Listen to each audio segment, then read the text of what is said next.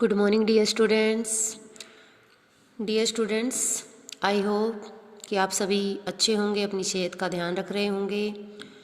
So dear students, आपको ध्यान है कि हम इको का 9th क्लास के लिए इको का 3rd चैप्टर कर रहे थे, जिसका नाम है पॉवर्टी एज ए चैलेंज। ये वाला जो चैप्टर है हमने काफ़ी सारा इसका पार्ट कर लिया था, और इस पार्ट में हमने 2 स्टोरीज पढ़ी थी। एक स्टोरी अर्बन एरिया की थी और दूसरी स्टोरी रूरल एरिया की थी। दोनों में गरीबी को शो किया हुआ है। एक जगह तो अर्बन केस में तो वहाँ पर शहर की गरीबी को दिखाया हुआ है, और एक जगह रूरल केस में गांव की गरीबी को दिखाया हुआ है। और इसके बाद हमने ये भी देखा था कि रीजन क्या होते हैं गरीबी के, और आज इससे आगे का टॉपिक जो है हम वो पढ़ेंगे। हमारा टॉपिक था पॉवर्टी लाइन। हमने यहाँ भी पढ़ा था ना कि पॉवर्टी लाइन एक वर्ड आया था, पॉवर्टी लाइन। ये पॉवर्टी लाइन होती क्या है, आज मैं आपको समझाऊंगी पॉवर्टी लाइन होती क्या। और पॉवर्टी लाइन के बेस पर ही हमें पता चलता है कि किस इंसान को हम गरीब कह सकते हैं और किसको अमीर। चलो हम आगे देख लेते हैं अपना ये चैप्टर। ये सारी चीज़ें हम यहाँ तक कर चुके थे। वल्नरेबिलिटी है, कई बच्चों की इसके अंदर क्वेरीज भी थी और उनकी क्वेरी सोल्व कर दी गई है। आई होप आपको समझ में आ गया होगा। अब नेक्स्ट जो पॉइंट है हमारा पॉवर्टी लाइन, हम पॉवर्टी लाइन करेंगे। पॉवर्टी लाइन के अंदर क्या होता है कि एक एग्जांपल दे देती हूँ मैं आपको कि जब आपके एग्ज़ाम होते हैं तब आप कितने नंबर लेने की कोशिश करते हो? कम से कम मिनिमम आपको 33% नंबर लेने ही होते हैं, क्योंकि आपके लिए एक ये लाइन है कि 33% से अगर ऊपर आ जाते हैं तो ही आप पास हो पाओगे, अदरवाइज आप फेल हो जाओगे। तो 33% है, एक लाइन है। इसी तरीके से गरीबी को निर्धारित करने के लिए इनकम की एक सीमा निर्धारित कर रखी होती है। इसी सीमा के अकॉर्डिंग उससे कम अगर पैसे कमाए जाते हैं तो वो पॉवर्टी लाइन के नीचे आएगा। जैसे below poverty line BPL ration card आपने सुना होगा, और अगर उससे ज़्यादा कमा लेता है तो वो पॉवर्टी लाइन से ऊपर आएगा। जैसे अगर आपके 33% से ऊपर नंबर आ गए हैं या 33% है तो आप पास हो, अदरवाइज आप फेल हो। चलो अब हम इसको पढ़ लेते हैं। अब पॉवर्टी लाइन या गरीबी को मापने के लिए कुछ मापदंड है। पहला तो कैसे पता चलेगा कि कोई इंसान गरीब है? उसकी इनकम के आधार पर, कि उसने पैसा कितना कमाता है, वो कितना पैसा कमा रहा है।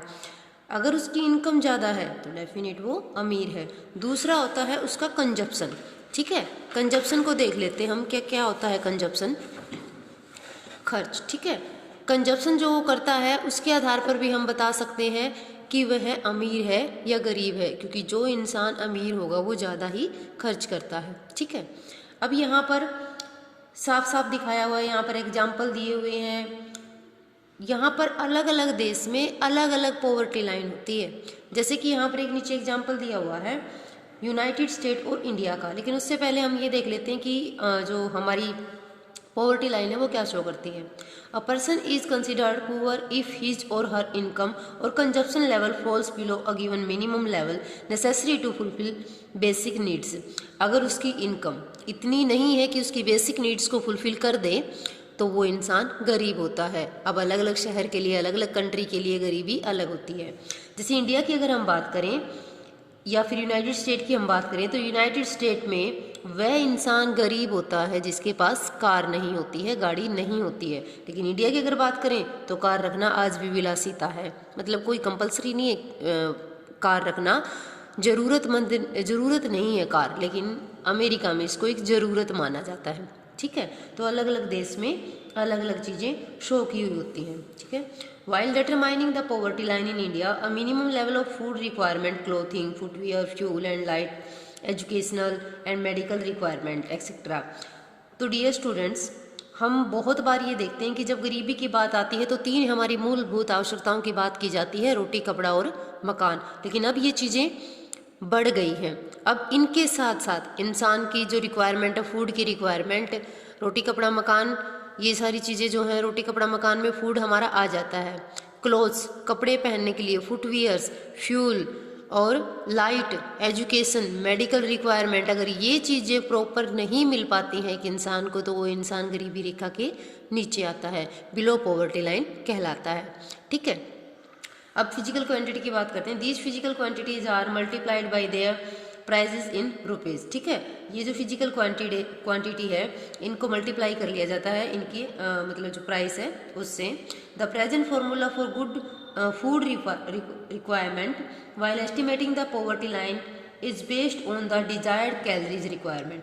अब सिर्फ इनकम के ऊपर या कंजप्शन के ऊपर ही डिपेंड नहीं होती है पॉवर्टी लाइन, मतलब उसी से नहीं पता चलता हमें अमीरी और गरीबी का, हमें कैलोरीज रिक्वायरमेंट से भी पता चलता है। जैसे अगर हम शहर और गांव की बात करें तो कैलोरीज जो है शहर की अगर हम बात करें तो शहर में सिर्फ 2100 कैलोरीज की ही ज़रूरत होती है, क्योंकि शहर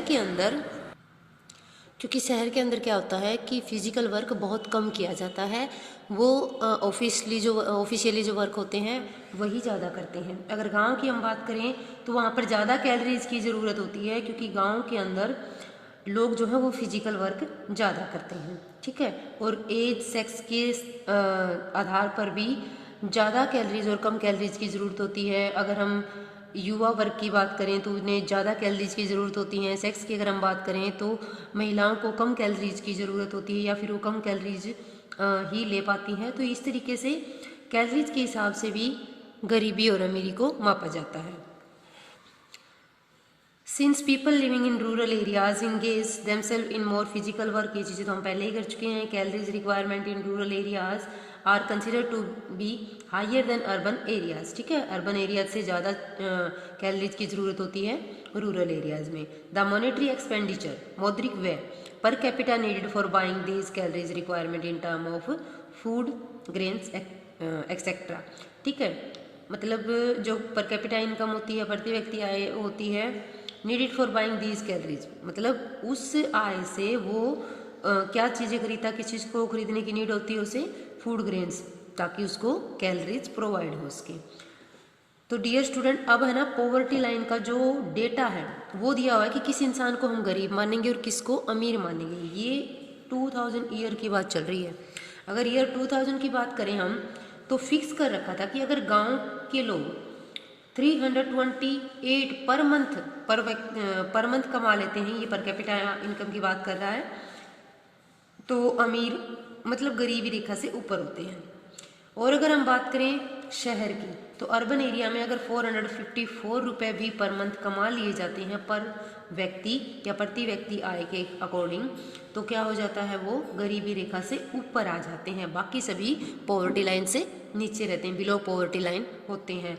और ये चीज़ें मैं आपको फर्स्ट चैप्टर में क्लियर कर चुकी हूँ कि कैसे पर कैपिटा इनकम हम निकालते हैं। जैसे कि एक परिवार की अगर हम बात करें तो परिवार में 5 सदस्य हैं और उस परिवार की टोटल इनकम 5000 है, मतलब उसमें से कोई एक बंदा ही जो है वो इनकम कर रहा होता है या फिर कोई और भी, लेकिन टोटल जो इनकम है 5000 है। लेकिन प्रति व्यक्ति आय कितनी होगी, क्योंकि जितने मेंबर हैं उससे हम डिवाइड कर लेंगे तो 1000 ही होगी, ठीक है। तो प्रति व्यक्ति आय 1000 है, इस हिसाब से वो इंसान क्या है, गरीबी रेखा से ऊपर है। अब ये जो डेटा है वो ईयर वाइज बदलता रहता है। 2009 की बात अगर हम करें तो यहाँ नीचे देखो आपको लिखा हुआ मिलेगा, यहाँ 1059 रूरल एरिया का दिया हुआ है, 1289 अर्बन एरिया का दिया हुआ, ये ईयर वाइज बदलता रहता है। अब ऊपर भी यही चीज़ें दी हुई हैं। यहाँ देखिए आप, यहाँ जो है 2000 ईयर की अगर हम बात करें, स्टार्टिंग से हम इस चीज़ को देख लेते हैं। Requirement despite less calories requirement the higher amount of for urban areas has been fixed because of high prices of many essential products in urban center. In this way, in the year 2000, a family of a 5-member living in rural area and earning less than about rupees 1640 per month will be below the poverty line. ये 2000 की बात कर रहा है। अगर इससे कम कमाते हैं तो क्या हो जाएगा भाई, पॉवर्टी लाइन से नीचे आ जाएगा। इसी तरीके से आगे ये अर्बन एरिया का दिया हुआ है।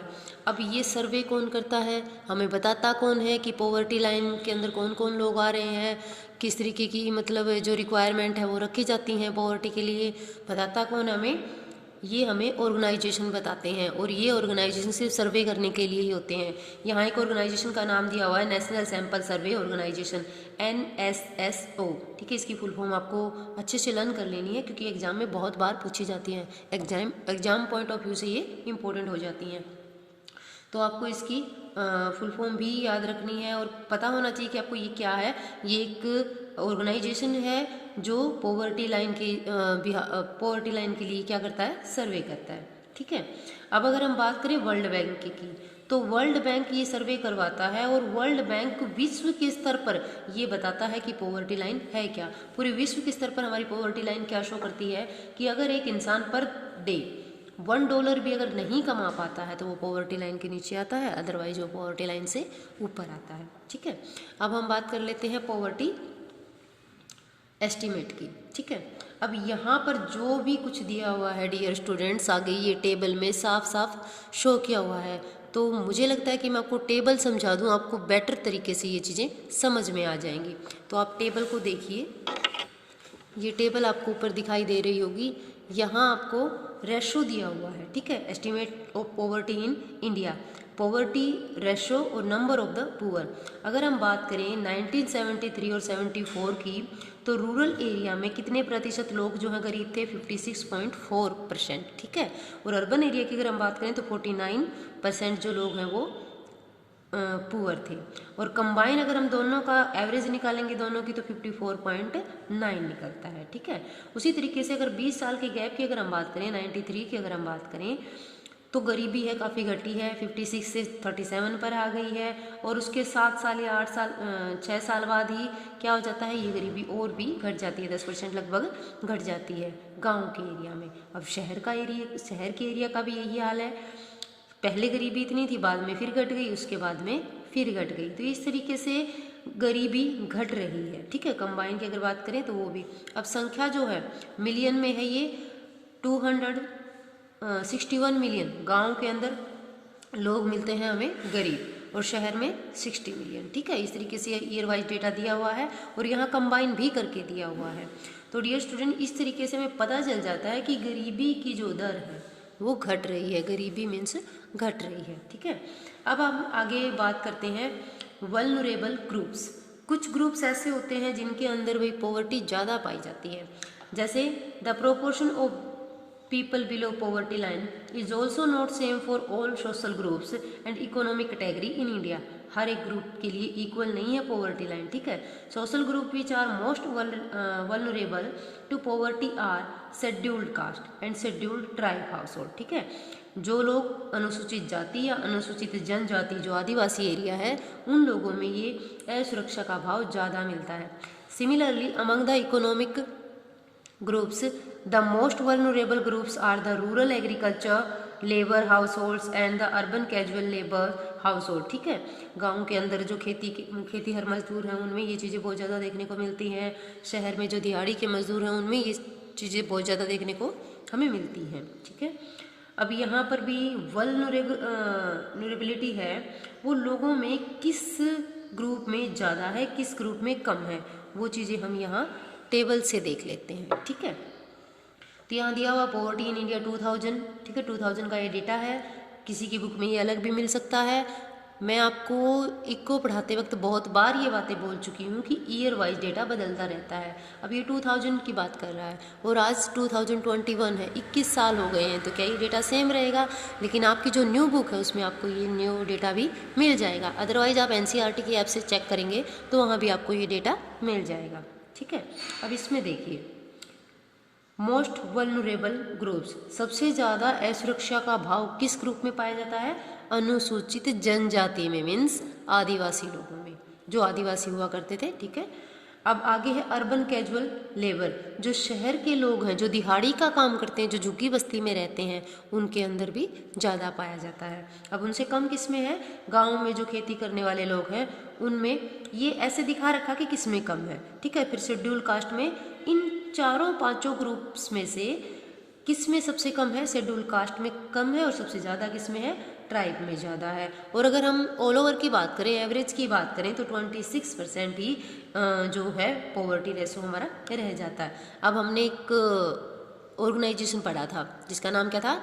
NSSO। ठीक है, और ये जो इसकी फुल फॉर्म मैं आपको एक बार फिर से रिपीट कर देती हूँ, National Sample Survey Organisation. Okay, और इसको अच्छे से आप लर्न कर लेना। इसका किया हुआ सर्वे है ये, जो हमें ऊपर टेबल में दिखाया जा रहा है। अब हम शेड्यूल कास्ट की अगर बात करें, तो शेड्यूल कास्ट है या शेड्यूल ट्राइब है, इनके अंदर जो है बहुत ज़्यादा बड़ी प्रॉब्लम है ये गरीबी, एक सीरियस प्रॉब्लम है, ठीक है, गंभीर प्रॉब्लम है ये उनके लिए।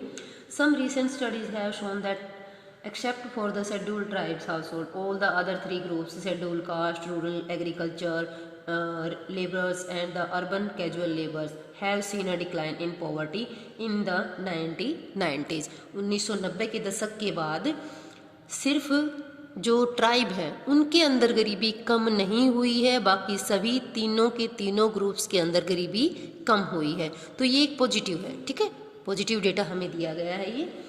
Apart from the social group, अब ये जो सोशल ग्रुप है ना, इनमें से भी कुछ ऐसे लोग होते हैं, एक फैमिली के अंदर, एक गरीब फैमिली के अंदर भी सबसे ज़्यादा गरीब कौन होता है? जैसे एक छोटा सा परिवार है, जैसे यहाँ एक स्टोरी दी हुई है शिवरमन की। शिवरमन की अगर हम बात करें तो शिवरमन खुद कमाता है, उसके कुछ बच्चे हैं, उनकी मदर है बीमार, उनकी एक बहन है जिनकी मैरिज करनी है उन्हें, वो अनमैरिड है, उनकी वाइफ है। अब इस परिवार में, ये गरीब परिवार है, लेकिन इस गरीब परिवार में भी गरीब कौन है वो हमें देखना है। तो यहाँ शो किया हुआ है साफ साफ कि पुअरेस्ट ऑफ द पुअर कौन होता है? घर के अंदर जो छोटे बच्चे, स्पेशली गर्ल चाइल्ड, छोटी बच्चियां या घर की महिलाएं या बूढ़े बुजुर्ग सबसे ज़्यादा गरीब होते हैं एक गरीब फैमिली के अंदर भी। मतलब उन्हें ये सारी चीज़ें प्रोवाइड नहीं होती हैं जो घर के बाकी मेंबर को होती हैं। और ये चीज़ें हमें की स्टोरी जो है यहाँ दी हुई है शिवरमन की, उससे बिल्कुल क्लियर कर लेते हैं। यहाँ शिवरमन की स्टोरी मैं आपको बता देती हूँ कि शिवरमन जो है तमिलनाडु में रहता है, तमिलनाडु के करूर टाउन में ये रहता है।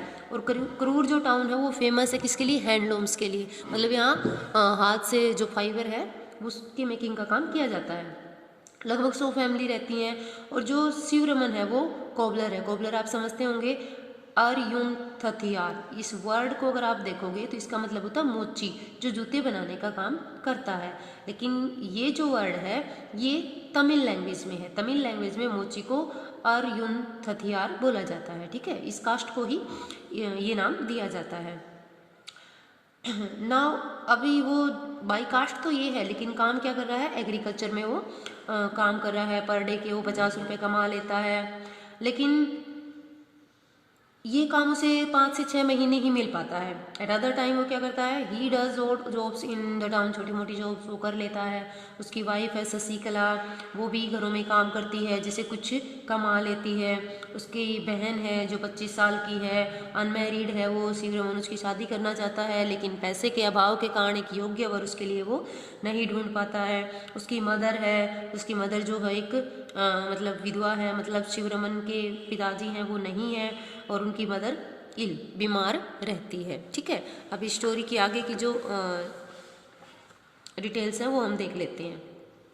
इसमें इसकी बहन के बारे में इन्होंने बताया कि 25 साल की, ये चीज़ें हम पहले ही कर चुके हैं क्लियर, कि अनमैरिड सिस्टर है, शादी करना चाहता है वो, और उसके 4 बच्चे हैं, ठीक है।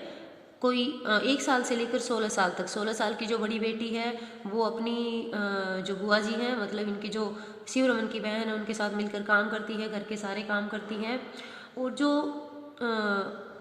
इसकी जो वाइफ है शशिकला, वो राम शरण की बहन को बोझ मानती है। उनके हिसाब से ऐसा लगता है कि इसकी शादी करना भी हमारे लिए मतलब एक बोझ है, क्योंकि हमारे पास पहले ही पैसा नहीं, हम अपने बच्चों को कैसे पालेंगे।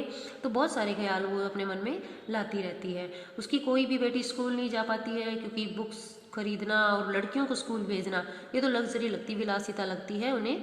मतलब किसी अमीर घर के ही काम होते हैं, गरीबों के काम ये नहीं होते हैं, ठीक है। ये सारी चीज़ें वो करता रहता है, तो इसमें गरीबी को शो किया हुआ है। लेकिन वो अपने बेटे को ज़रूर पढ़ाना चाहता है, और बेटे के लिए वो कुछ स्पेशल करता है। कभी कभार वो बहुत सारी चीज़ें नहीं खरीद पाता है अपने बच्चों के लिए भी, लेकिन कभी कभार वो अपने बेटे के लिए घर में दूध ले आता है। अब यहाँ पर ये चीज़ शो की गई है कि घर में कौन गरीब होता है, गरीबों में भी कौन गरीब होता है? घर की महिलाएं और घर की छोटी बच्चियां या फिर घर के बुजुर्ग। क्योंकि यहाँ उसके बेटे का एग्जाम्पल देकर हमें ये समझाया गया है कि उसका बेटा, उसके वो जो है इतना मतलब उसके साथ जो बेटियों के साथ जो भेदभाव होता है, बेटे को उतना ही स्पेशल रखा जाता है, उसके लिए कभी कभार दूध भी लाया जाता है। तो डियर स्टूडेंट्स, यहाँ तक का जो हमारा डेटा है वो हमने रीड कर लिया, लेकिन इसके आगे जो इंटरस्टेट डिस्पैरिटीज़ है मैं वो भी आपको आज ही क्लियर करवा देना चाहूँगी। इंटर स्टेट डिस्पैरिटीज़ का मतलब क्या है कि एक स्टेट में दूसरे स्टेट से अलग गरीबी हमें देखने को मिलती है, या कोई स्टेट ऐसा जहाँ पर ज़्यादा गरीबी देखने को मिलती है, या कोई ऐसा है जिसमें हमें कम गरीबी देखने को मिलती है। तो अलग अलग स्टेट में अलग अलग प्रोपोर्शन होता है। अब अगर हम बात करें इस बुक के अकॉर्डिंग, हमारी जो 20 जो हमारे स्टेट्स हैं और 20 स्टेट के अलावा हमारे जो 20 स्टेट हैं और यूनियन टेरिटरीज़ हैं, उनमें कम गरीबी हमें देखने को मिलती है। लेकिन सबसे ज़्यादा गरीब कौन कौन से हमारे स्टेट हैं? उड़ीसा है, बिहार है, आसाम है, त्रिपुरा है और उत्तर प्रदेश है। ये सबसे ज़्यादा गरीब हमारे जो स्टेट हैं वो हैं। अब अगर हम बात करें बिहार और इसकी उत्तर प्रदेश इसकी ओडिशा की, तो ओडिशा का जो रेशो है वो 47% है और बिहार का जो है 43% है। डियर स्टूडेंट, एक बात ध्यान में रखना कि सभी की बुक में, जो पुरानी बुक है उसमें ओडिशा को सबसे गरीब बताया हुआ है, लेकिन 2011 और 12 के डाटा की अगर हम बात करें तो इसमें बिहार जो है हमारा सबसे गरीब हो जाता है। यहाँ मैं आपको डेटा बता देती हूँ कि बिहार और जो हमारा ओडिशा है, ओडिशा में 32.6% ही गरीबी है और बिहार की अगर हम बात करें तो 33.7% जो है वो गरीबी है। आप ध्यान रखें इस डेटा को, 33.7 बिहार में और 32.6 ओडिशा में। तो इस हिसाब से आप समझ गए होंगे कि फिलहाल कौन सा स्टेट आपका गरीब है? बिहार है। बट डियर स्टूडेंट, इस बार जो पेपर में आया था उसके अकॉर्डिंग की में जो आंसर था वो ओडिशा था। पर ध्यान रहे ये ईयर वाइज अगर आपको पर्टिकुलर ईयर दे देता है तो पहले का जो डेटा है 2011 से पहले तो आप ओडिशा ही करोगे, अदरवाइज आप बिहार करोगे। ओके, अब आगे देख लेते हैं। इन्हीं के कंपैरिजन में कुछ स्टेट ऐसे भी हैं हमारे जो बहुत अमीर हैं, जैसे जम्मू कश्मीर। सबसे ज़्यादा जो अमीर है वो जम्मू कश्मीर ही है। आंध्र प्रदेश, तमिलनाडु, गुजरात, वेस्ट बंगाल, पंजाब, हरियाणा, इनमें बहुत कम गरीबी हमें देखने को मिलती, क्योंकि यहाँ एग्रीकल्चर ग्रोथ रेट बहुत ज़्यादा बढ़ गया है। अगर हम हरियाणा, पंजाब की बात करें तो ग्रीन रिवोल्यूशन का सबसे ज़्यादा फायदा इन्हीं स्टेट ने लिया था। Kerala has focus more on human resources development, human resources के ऊपर ही फोकस करता है, मतलब इंसान की स्किल्स को बढ़ाने का काम करता है केरला। तो इसलिए वहाँ पर ह्यूमन स्किल के कारण जो है इंसान जो है अपनी स्किल को बढ़ा पाते हैं और ये स्टेट जो है गरीब नहीं है। In West Bengal land reform measures have helped in reducing poverty. ठीक है, in Andhra Pradesh and Tamil Nadu public distribution of food grain could have been responsible for the improvement. भाई आंध्र प्रदेश और अगर हम तमिलनाडु की बात करें तो वहाँ पर डिस्ट्रीब्यूशन किया जाता है पब्लिक में फूड ग्रेन्स का, अनाज का डिस्ट्रीब्यूशन किया जाता है। जो आप अंत्योदय योजना सुनते हैं, जो कोटे के अंदर जो राशन मिलता है, इस तरीके की जो वहाँ पर स्कीम है चलाई जाती है, जिसके कारण ये दोनों प्रदेश भी अब गरीब नहीं है। तो डियर स्टूडेंट, यहाँ तक का जितना मैंने आपको रीड करवाया है डिटेल में रीड करेंगे। कोई भी क्वेरीज है आप मुझे व्हाट्सएप कीजिए, ठीक है, आपकी सारी जो क्वेरीज हैं वो सोल्व कर दी जाएंगी। लेकिन इसमें से सभी क्वेश्चन आप राइट कर लें, जो शॉर्ट क्वेश्चन आंसर बनते हैं एक्सरसाइज के अलावा। ठीक है, नेक्स्ट टॉपिक हम करेंगे global poverty scenario. Next video में आपका ये चैप्टर भी हम कंप्लीट कर लेंगे। Okay dear student, be safe.